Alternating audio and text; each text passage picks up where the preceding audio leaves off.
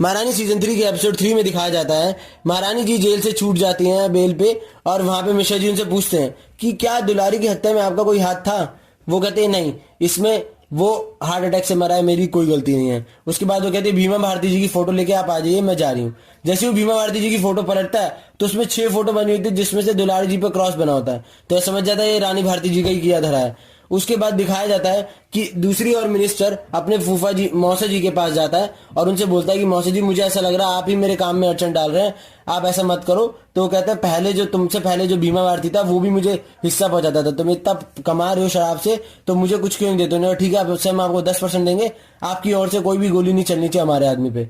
वो कहते ठीक है, हमारी ओर से कोई दिक्कत नहीं होगी अब तुम्हें। अब दूसरी ओर रानी भारती जी उससे मिलने आए थे जिसने उनके पति का मर्डर करवाया था, उसके पास बात कर रहे होते हैं। तो वो कहते हैं हमने सिर्फ एक तुम हो जिसपे गुस्सा नहीं आता है, तुम्हें छोड़ दिया हमने। अब दिखाया जाता है कि वो इसलिए रानी भारती से चिड़ी हुई है, रानी भारती भी उससे चिड़ती है, वो भी उससे चिड़ी हुई है, क्योंकि उनके पति की हत्या जो करवाई थी उन्हें लगता है रानी भारती ने करवाई है।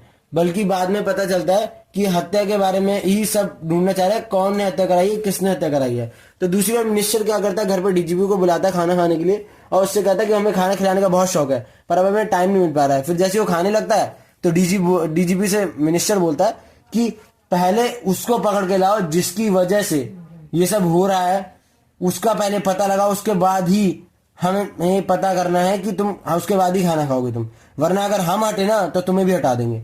अब अगले सीन में दिखाया जाता है कि मिनिस्टर की बात सुनकर डीजीपी एक्शन में आता है और पूछताछ करना चालू करवा देता है और हर जगह अपने आदमी बेच के पूछताछ करवाता है कि रानी भारती के बच्चों पे गोली चलवाई किसने, हमने नहीं चलवाई, मौसा जी नहीं चलवाई, तो कौन चलवा रहा है, कौन करवा रहे हैं सब। तो उसके बाद क्या होता है, पुलिस वाले उनके घर जाते हैं, मिश्रा जी होते हैं वहां पे, रानी भारती तो होती नहीं है, उनके बच्चे से पूछने कुछ करते, वो कहता है हमने देखा किसने चलवाई। उसके बाद बहुत देर बाद फिर वो उनके घर जाते हैं मिनिस्टर साहब, उनसे कहते हैं कि अब हमें लगता है कि आप ही, जो उनकी पार्टी में एक वुमेन है, उनसे कहते हैं कि अब आप ही हमारे पार्टी की डोर संभालेंगे, हमें लगता है कि अब अगली सीएम आप ही बनेंगी। अब अगली सीन में दिखाया जाता है कि वो अपने उम्मीदवार, जो सीएम के उम्मीदवार है, अपनी तरफ से उनको खड़ा कर देते हैं। और दूसरी ओर यह दिखाया जाता है कि जिनने उन पर गोली चलवाई थी वह पकड़े जाते हैं, वो भी बीमा अब पकड़े जाते हैं और मिनिस्टर को ये बात पता लग जाती है। और इसी बात के पता लगने के बाद अब उस दूसरी ओर जैसे ही उनने उम्मीदवार खड़ा कर दिया है तो भीमा भारती भी, रानी भारती भी पीछे नहीं रहती है। वो जो दुलारी की हत्या उनने करवाई है उसकी बीवी को खड़ा करती है अपनी तरफ से कि तुम्हारा पति तो मर गया, अब तुम्हारी जिंदगी खराब हो जाएगी, तुम मेरी तरफ से खड़े हो, इन लोगों ने सबने मिलकर उसे खराब की है जिंदगी। तो वो उनकी तरफ से खड़े होते हैं और उनके पास सिंपैथी आ जाती है और सब लोग रानी भारती की जय जयकार करने लग जाते हैं।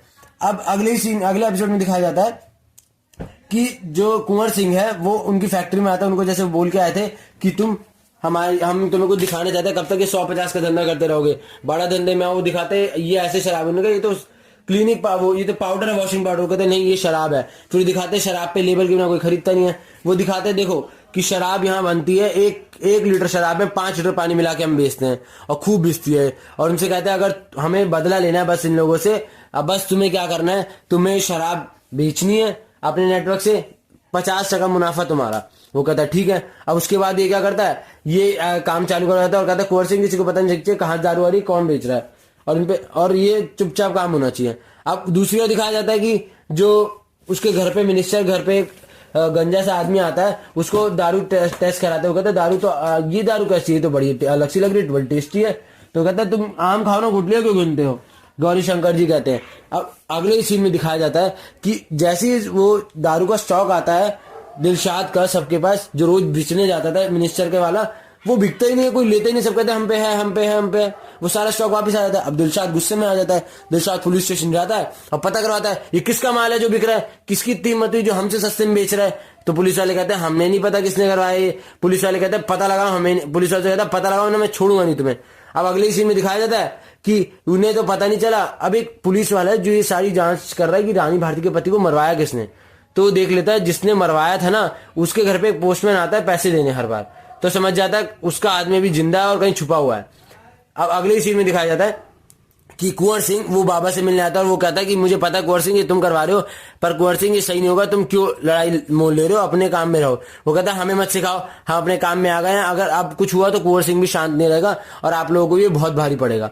अब अगले सीन में दिखाया जाता है जो दारू बेच रहे थे लोग, वो सब तो जहरीली शराब थी, उसे पी के बहुत लोगों की हत्या हो गई, बहुत लोग मर गए, बहुत लोगों की हालत बहुत गंभीर है। इसी विषय में अब रानी भारती सबसे मिलने जाती है और सहानुभूति जताती है। इसी के साथ एपिसोड 3 और 4 समाप्त होते हैं। धन्यवाद।